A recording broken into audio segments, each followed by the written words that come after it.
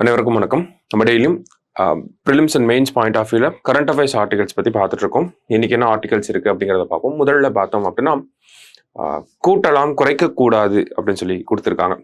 எதை அடிப்படையாக வச்சு அப்படின்னு பார்த்தோம்னா நமக்கு ஃபினான்ஸ் கமிஷனோட வெர்டிக்கல் டெவல்யூஷனை பேஸ் பண்ணி தான் இந்த ஆர்டிகல் வந்து இருக்க போகுது. சரிங்களா? ஸோ கூட்டாட்சி அப்படிங்கிறதுல பார்த்தோம்னா நமக்கு ஃபெடரலிசம் அப்படின்னு பார்த்தோம்னா வளர்ச்சி அடைந்த மாநிலங்கள் வளர்ந்த மாநிலங்களுக்கு உதவி செய்யணும் அப்படிங்கிறது தான் கூட்டாட்சியோட அடிப்படை தத்துவமாக இந்த இடத்துல சொல்லியிருக்காங்க. ஆனா அதே நேரத்துல பார்த்தோம்னா வளர்ந்த மாநிலங்கள் அவங்க எவ்வளவு வரி பங்களிப்பு கொடுக்குறாங்களோ அதற்கு நிகரான ஒரு விஷயம் அவங்களுக்கு ரிசீவ் ஆகணும். சரிங்களா? எவ்வளவு கான்ட்ரிபியூட் பண்றாங்களோ அவ்வளவு ரிசீவ் ஆகணும். அப்படி இல்லைன்னா அது கூட்டாட்சிக்கு எதிரானதாகவும் அமையும் அப்படிங்கிறதான் இந்த இடத்துல இனிஷியலா இன்ட்ரடக்ஷன்ல கொடுக்குறாங்க. ஸோ வரி பகிர்வு அப்படிங்கிறத பொறுத்த வரைக்கும் பார்த்தோம்னா இந்தியாவை பொறுத்த வரைக்கும் வரி வருவாய் பகிர்வுல வந்து பார்த்தோம்னா அதிக அளவு மாநிலங்கள் தான் பங்களிக்கிறாங்க. சரிங்களா? மத்திய அரசு பொறுத்த வரைக்கும் பார்த்தோம்னா அந்த வரிகளை வாங்கி பகிர்ந்தளிக்கக்கூடிய இடத்துல மட்டும்தான் இருக்காங்க. உதாரணத்துக்கு பார்த்தோம்னா வருமான வரி, கார்பரேட் வரி, சரக்கு சேவை வரி உள்ளிட்ட முக்கியமான வரிகள் எல்லாமே மத்திய அரசாங்க கையில தான் இருக்கு. மாநில அரசாங்க கையில இருக்கக்கூடியது பார்த்தோம்னா மது விற்பனை, பெட்ரோலிய பொருட்களுடைய விற்பனை, பத்திரப்பதிவு கட்டணம், இந்த மாதிரி ஒரு சில விஷயங்கள் மட்டும்தான் மாநில அரசாங்கங்களுடைய கட்டுப்பாட்டுக்குள்ள இருக்கு. சரிங்களா?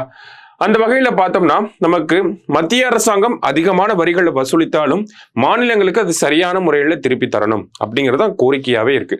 அதற்காக தான் நம்ம நிதி ஆணையம் அப்படிங்கிறத வச்சிருக்கோம். இந்த நிதி ஆணையம் தான் எவ்வளவு டெவல்யூஷன் இருக்கணும் அப்படிங்கிறத நமக்கு எக்ஸ்பிளைன் பண்றாங்க.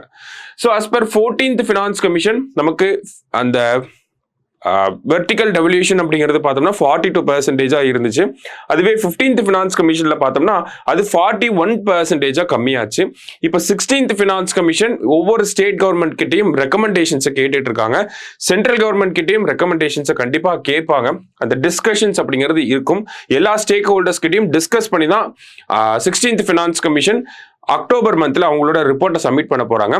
ஸோ சென்ட்ரல் கவர்மெண்ட் என்ன ஒரு ரெக்வஸ்ட் வைக்க போறாங்க அப்படின்னா இந்த வெர்டிக்கல் டெவல்யூஷன் அப்படிங்கிறத 40% கம்மி பண்ணணும் அப்படிங்கிற ஒரு ரெக்வஸ்ட்டை ஃபினான்ஸ் கமிஷன் கிட்ட வைக்க போறதா நிறைய தகவல்கள் வெளியாயிருக்கு. சரிங்களா? ஸோ இந்த ஒரு விஷயம் அப்படிங்கிறது நமக்கு இந்த ஒரு ரிப்போர்ட் அப்படிங்கிறது actually October 31, 2025 16th finance commission அவங்களோட ரிப்போர்ட்டை சப்மிட் பண்ணிடுவாங்க. ஸோ சென்ட்ரல் கவர்மெண்ட் 40% கம்மி பண்ணணும் அப்படின்னு சொல்றாங்க.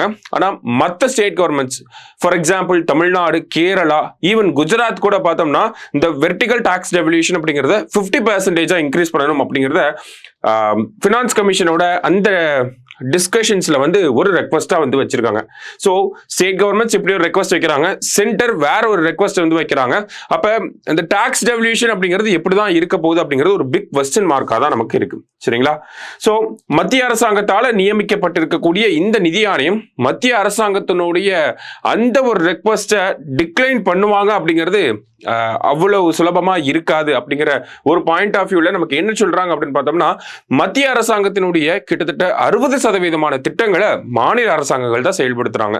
அது மட்டும் இல்லாம மத்திய அரசாங்கத்துக்கு செஸ், சர்சார்ஜ் போன்ற வரிகள் எல்லாமே மத்திய அரசாங்கத்துக்கிட்ட தான் போகுது. அந்த செஸ் மற்றும் சர்சார்ஜ்ல இருந்து வரக்கூடிய வரிகளை மத்திய அரசாங்கம் மாநில அரசாங்கம் கிட்ட பகிர்ந்தளிக்க வேண்டிய அவசியம் அப்படிங்கிறது கிடையாது. அந்த இடத்துல என்ன ஆகுது அப்படின்னு பார்த்தோம்னா மத்திய அரசாங்கத்துக்கு எக்ஸசிவான ஒரு பவரை கொடுக்கிற மாதிரி இருக்கு.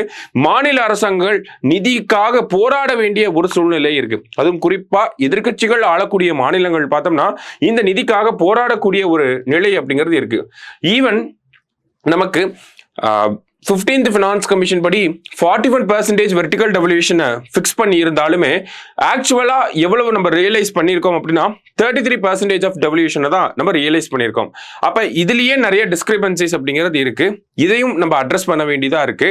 அதே மாதிரி ஸ்டேட் கவர்மெண்ட்ஸ் ரெக்வஸ்ட் பண்ற மாதிரி அதை 50% இன்க்ரீஸ் பண்ணாதான் கோயிங் ஃபார்வர்ட் நமக்கு அது கரெக்டா இருக்கும் அப்படிங்கறது சொல்லியிருக்காங்க. ஸோ ஃபினான்ஸ் கமிஷன் என்ன ஒரு ரெக்கமெண்டேஷனை கொடுக்க போறாங்க அப்படிங்கிறத நம்ம வெயிட் பண்ணி தான் பார்க்கணும். சரிங்களா?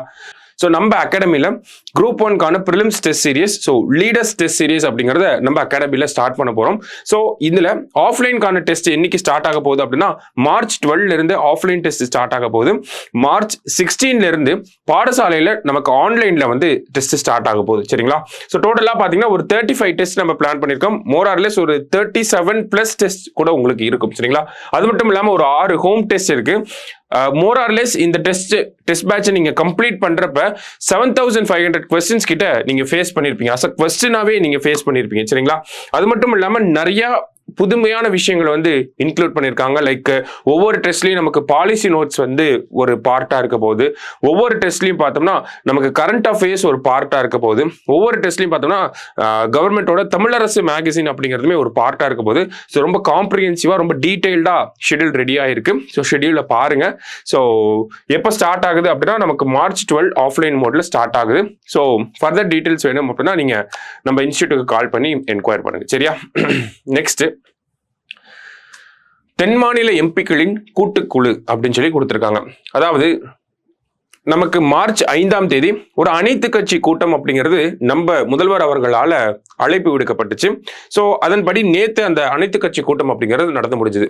இந்த அனைத்து கட்சி கூட்டத்தில் முக்கியமா என்ன சொல்லியிருக்காங்க அப்படின்னு பார்த்தோம்னா ஒரு 3 விஷயங்கள், அதன் மீது தீர்மானங்கள் அப்படிங்கிறது நிறைவேற்றப்பட்டிருக்கு. அதுல முதல் விஷயம் என்ன அப்படின்னு பார்த்தீங்கன்னா, தமிழகத்துக்குன்னு இருக்கக்கூடிய லோக்சபா பிரதிநிதித்துவம் கிட்டத்தட்ட 543ல 39 சீட் அப்படிங்கிறது இருக்கு. இதுவே சதவீத அடிப்படையில பாக்குறப்ப 7.18% நமக்கு லோக்சபா ரெப்ரசன்டேஷன் அப்படிங்கிறது இருக்கு. ஓகேங்களா? சோ இந்த 7.18% அப்படிங்கிறது எக்காரணத்துக்காகவும் குறையவே கூடாது அப்படிங்கிறது ஒரு தீர்மானத்தில் சொல்லி இருக்கிறாங்க. அதன் பிறகு பார்த்தோம் அப்படின்னா தென் மாநிலங்களிலிருந்து இருக்கக்கூடிய எம்பிக்கள் சேர்ந்த ஒரு கூட்டுக்குழுவை அமைக்கணும். கோயிங் ஃபார்வர்ட் என்ன மாதிரியான நம்ம ஸ்டெப்ஸ் எடுக்கணும், என்ன மாதிரி கோர்ஸ் ஆஃப் ஆக்ஷன் நம்ம பண்ண போறோம் அப்படிங்கறத டிஸ்கஸ் பண்றதுக்காக தென் மாநில எம்பிக்கள் அடங்கிய ஒரு கூட்டுக்குழு இருக்கணும் அப்படிங்கறத சொல்லியிருக்காங்க. அடுத்ததா பார்த்தோம் அப்படின்னா நமக்கு 42nd அமெண்ட்மெண்ட் ஆக்ட் 1976 என்ன பண்ணிருப்பாங்கன்னா நமக்கு இந்த 543 அப்படிங்கிற நம்பரை ஒரு 25 வருஷத்துக்கு இன்க்ரீஸ் பண்ணி 2001 வரைக்கும் மெயின்டைன் பண்ணியிருப்பாங்க. அதுவே 84th அமெண்ட்மெண்ட் ஆக்ட்ல என்ன பண்ணிருப்பாங்கன்னா இன்னொரு 25 வருஷத்துக்கு இன்க்ரீஸ் பண்ணி 2026 வரைக்கும் இப்ப மெயின்டைன் பண்ணிட்டு இருக்காங்க. இப்போ வரைக்குமே நமக்கு 543 அப்படிங்கிறதா நம்பரா இருக்கு. ஸோ இதே மாதிரி இன்னொரு 30 இயர்ஸ்க்கு இதை எக்ஸ்டெண்ட் பண்ணலாம். டீலிமிட்டேஷன் இப்போதைக்கு பண்ண வேணாம், இருக்கக்கூடிய நம்பரையே இன்னொரு 30 வருஷத்துக்கு எக்ஸ்டெண்ட் பண்ணலாம் அப்படிங்கிறதையுமே ஒரு சஜஷனா சொல்லியிருக்கிறாங்க. ஏன் அப்படின்னு பார்த்தோம்னா இதனால தமிழகத்துக்கு குறிப்பா தென் மாநிலங்களுக்கு அதிக பாதிப்புகள் இருக்கு. மக்கள் தொகையை அடிப்படையா வச்சுதான் நமக்கு இந்த தொகுதிகள் மறுசீரமைப்பு செய்யப்படுது. மக்கள் தொகையை சரியான முறையில கட்டுப்படுத்தின தென் மாநிலங்களுக்கு இது ரொம்ப பாதிப்பான ஒரு விஷயமாக இருக்கும் அப்படிங்கிறது தான் முக்கியமான ஒரு டாக்கிங் பாயிண்டா இருக்கு. சரிங்களா? இப்போ உதாரணத்துக்கு பாத்தீங்க அப்படின்னா நமக்கு 543 தொகுதிகள் வந்து இருக்கு. ஓகேங்களா? சோ இப்போதைய மக்கள் தொகைகளின் எண்ணிக்கையான 543 தொகுதிகளின் அடிப்படையில் சீரமைப்பு செய்தால் தமிழ்நாட்டுக்கு 8 தொகுதிகள் குறைய வாய்ப்பு இருக்கிறது அப்படின்னு சொல்லி கொடுத்துருக்காங்க. அதாவது இப்ப இருக்கக்கூடிய லோக்சபாவை நமக்கு பாப்புலேஷனை பேஸ் பண்ணி சோ இந்த 543 சீட்டுக்குள்ளேயே நமக்கு டீலிமிட்டேஷன் அப்படிங்கிறது நடந்துச்சுன்னா தமிழ்நாட்டுக்கு ஒரு 8% இடங்கள் குறைவதற்கு வாய்ப்புகள் இருக்கு. இதுவே இன்னொரு சஜஷன் என்ன அப்படின்னு பார்த்தோம்னா இருக்கக்கூடிய இந்த 543 அப்படிங்கிற நம்பரை 848 இன்க்ரீஸ் பண்ணலாம் அப்படிங்கிற ஒரு சஜஷனும் இருக்கு. ஓகேங்களா?